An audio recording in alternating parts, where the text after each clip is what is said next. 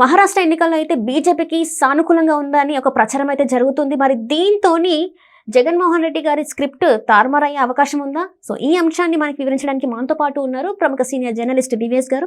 నమస్కారం సార్. నమస్తే సార్, ఇప్పుడు మరి జగన్మోహన్ రెడ్డి గారి స్క్రిప్ట్ మారిపోతుందా అని అనిపిస్తుంది. ఎందుకంటే మహారాష్ట్ర ఎన్నికల్లో బీజేపీకి సానుకూలంగా ఉందని చెప్పేసి అయితే అక్కడ ఒక ప్రచారం అయితే జరుగుతుంది. ఒకవేళ అక్కడ బీజేపీ గెలిస్తే జగన్మోహన్ రెడ్డి గారి పరిస్థితి ఏంటంటారు?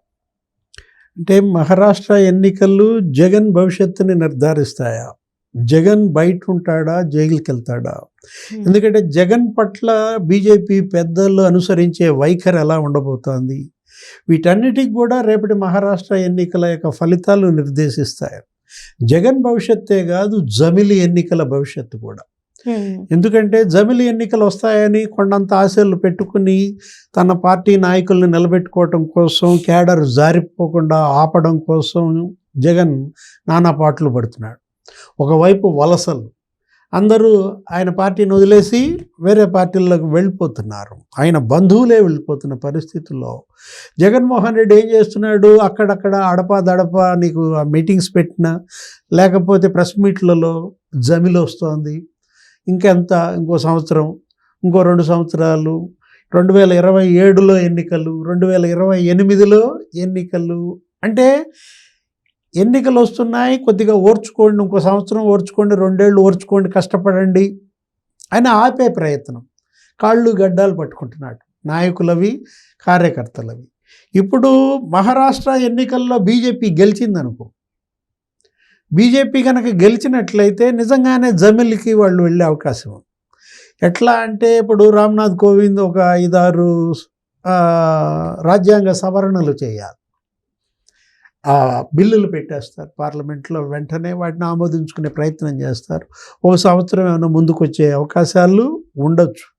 కానీ జనరల్గా ఏ అధికారంలో ఉన్న పార్టీ ముందుకు జరపదు, ఏది ముందస్తు ఎన్నికలకు వెళ్ళడానికి సిద్ధపడదు, ఆఖరి నిమిషం దాకా పవర్లో ఉండాలనే చూస్తారు. అట్లా ముందస్తు ఎన్నికలకు వెళ్ళి వాజ్పేయి దెబ్బతిన్నారు. ఇండియా గ్లోయింగ్ అని చెప్పి ఆయన ఒక నినాదంతో, అప్పుడు చంద్రబాబు అలిపిరి ప్రమాదం, ఆయన అలిపిరిలో బాంబ్ బ్లాస్ట్, నీకు 23 క్లెమోర్ మైన్స్ పేలడం, ఆయన పునర్జన్మ, అప్పుడు ఆయన మీద ఏదో సానుభూతి వెల్లువెత్తుదన్న దీంట్లో ఆయన ఎన్నికలకు వెళ్ళడం, ప్రధాని కూడా ఆయన కూడా ఒక 3 నెలలు ముందుకు రావటం. ఏం జరిగింది? ఇద్దరూ దెబ్బతిన్నారు. అటు వాజ్పేయి ఓడిపోయారు, ఇటు చంద్రబాబు ఓడిపోయారు. ఇక్కడ రాజశేఖర రెడ్డి ముఖ్యమంత్రి అయ్యారు, అక్కడేమో మన్మోహన్ సింగ్ ప్రధాని అయి కూర్చున్నారు 2004లో. అంటే ముందుకు వెళ్ళడం ద్వారా నష్టపోయారు అనేది మరి అక్కడ వాజ్పేయి ప్రభుత్వం కళ్ళ ముందు కనపడుతున్నప్పుడు మోడీ కూడా ఇవాళ ముందుకు వెళ్తాడా? జగన్మోహన్ రెడ్డి జమిలి ఆశలు పెట్టుకున్నాడు. జగన్మోహన్ రెడ్డి ప్రత్యర్థులు ఆయన జైలుకి వెళ్ళాలని ఆయన ఆశలు పెట్టుకున్నారు. అంటే అటు జైలు ఆశ నెరవేరుద్దా, ఇటు జమిలి ఆశ నెరవేరుద్దా? ఈ రెండింటికి కూడా నీకు ఏది బెంచ్ మార్క్? మహారాష్ట్ర ఎన్నికలు ఇవాళ అక్కడ బాగా పోటాపోటీగా జరుగుతుంది. మహాయుతి, అక్కడ ఒక అలయన్స్ ఏర్పడింది, లేకపోతే అఘాడీ వికాస్, అక్కడ ఒక అలయన్స్ ఏర్పడింది. నీకు అదేంటి? అటు శరద్ పవార్, రాహుల్ గాంధీ, నెక్స్ట్ ఉద్ధవ్ ఠాకరే, ఉద్దండులంతా నీకు మోహరించారు. అటు ఎన్సిపి, శివసేన, కాంగ్రెస్ పార్టీ బాగా బలంగా తగులుతున్నారు. నీకు పార్లమెంట్ ఎన్నికల్లో కూడా వాళ్ళదే పైచేయి అయింది. 48లో వాళ్ళు 30 కొట్టారు. బీజేపీ దెబ్బతిన్నది. ఎన్డీఏ అనుకున్న ఫలితాలు సాధించలేకపోయింది పార్లమెంట్ ఎన్నికల్లో మరాఠా. ఇప్పుడు అదే ఇక్కడ మళ్ళా తీర్పిస్తారా? కాకపోతే బీజేపీకి అడ్వాంటేజ్ ఏంటంటే బీజేపీ హర్యానాలో గెలిచింది. హర్యానాలో గెలిచిన ఉత్సాహంతో ఉంది. మళ్ళా మోడీ సర్కార్ 3.0, మూడోసారి మోడీ ప్రధాని అయినటువంటి నేపథ్యంలో సమీప భవిష్యత్తులో మోడీని ఎదుర్కొనే ధైర్యము, ఎదుర్కొనే సత్తా ఎవరికీ లేదని ప్రజలు కూడా ఇవాళ అంటున్న దీంట్లో ప్రజలంతా మళ్ళా అక్కడ ఈ బీజేపీ, ఈ కూటమికి మరి మద్దతు పలుకుతారా? ఎందుకంటే బీజేపీ ఏం చేసింది? ఎన్సీపీని చీల్చింది. శరద్ పవార్ అజిత్ పవార్ని సపరేట్ చేసింది. ఇవాళ అజిత్ పవార్ బీజేపీ అలయన్స్లో ఉన్నారు. శరద్ పవార్, సుప్రియ వాళ్ళకి బలం ఉంది అక్కడ. ఏది ఆ బారాముల్లా కొన్ని ప్రత్యేకమైనటువంటి ప్యాకెట్స్లో నీకు Sharad Pawar senior most politician, ఆయన ప్రధాని కావాల్సినటువంటి వాడు. ఆయనకి ఇదే ఆఖరి ఎన్నికగా ఇక ఇవాళ ఆయన మొత్తం శక్తియుక్తులు వాడుతున్నాడు. ఏంటి అక్కడ వారసత్వ పోరు. ఎన్సీపీ అజిత్ పవార్కి వెళ్తుందా, సుప్రియాకి ఇవ్వాలా? సుప్రియా సూలే ఎవరు? శరద్ పవార్ కూతురు. మొన్న పార్లమెంట్ ఎన్నికల్లో శరద్ పవార్, సుప్రియా సూలే పై చేయి అయిన దాంట్లో అజిత్ పవార్ భవిష్యత్తు ఈ ఎన్నికలు నిర్ధారిస్తాయి. అతను కనుమరుగవుతాడా, అతను మరి రాజకీయ భవిష్యత్తు ఉంటుందా చూడాలా. అదేవిధంగా బీజేపీ ఏం చేసింది, నీకు శివసేనను కూడా చీల్చింది. ఇది షిండే, ఏక్నాథ్ షిండే, ఉద్ధవ్ ఠాకరే, మరి ఆయన పైన కొంత సానుభూతి ఉంది.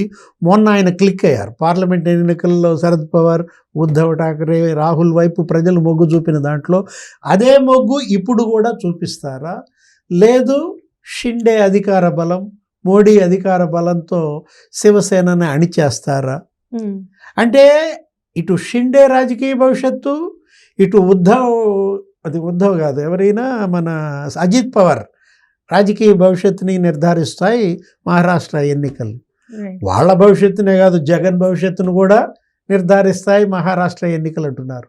జగన్ భవిష్యత్తును ఎలా నిర్ధారిస్తాయి?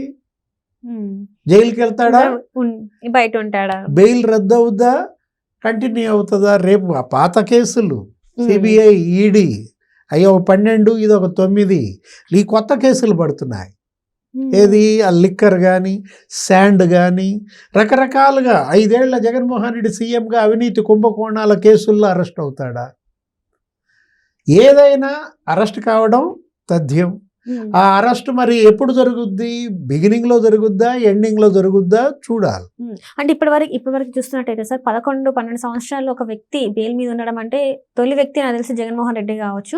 సో ఇప్పుడు మరి మహారాష్ట్రలో ఒకవేళ నిజంగానే అంత సానుకూలంగా ఉంటే నెక్స్ట్ ఆ కొద్ది రోజుల్లోనే మరి నిజంగానే అరెస్ట్ అవుతారు. ఎందుకంటే ఇది చాలా మందిలో ఉన్న ఒక డౌట్ అన్నమాట.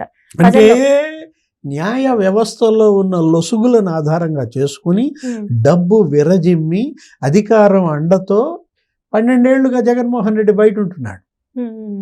ఏది ఇవాళ పెద్ద పెద్ద లాయర్లను పెట్టుకున్నాడు, కోట్ల రూపాయల వాళ్ళకి ఫీజులు ఇచ్చాడు. అటు తన సొమ్ము ఇచ్చాడు, ఇక తర్వాత ప్రభుత్వ సొమ్ము దోచిపెట్టాడు. వాళ్ళకేంటి, వాళ్ళందరినీ ప్రభుత్వంలో లీగల్ అడ్వకేట్లుగా పెట్టుకొని తన కేసులు వాదించటం, ప్రభుత్వంలో జీతాలు పొందటం, అది ఒక ఇదిగా తీసుకుని మేపాడు. ఇవాళ న్యాయ వ్యవస్థకి ఛాలెంజ్ చేస్తున్నాడు. 136 డిశ్చార్జ్ పిటిషన్లు వేశారంటే నీకు ఏళ్ల తరబడి ఆ కేసులు వినడం, లక్షల పేజీల ట్రంకు పెట్టెలు, వెంటనే జడ్జి తీర్పు చెప్పేటప్పటికి బదిలీ అవ్వడం, లేకపోతే చచ్చిపోవడం. ఇది ఒక సవాల్.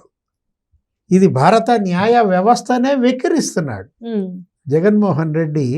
భారత న్యాయ వ్యవస్థనే అతను వెటకారం చేస్తున్నాడు.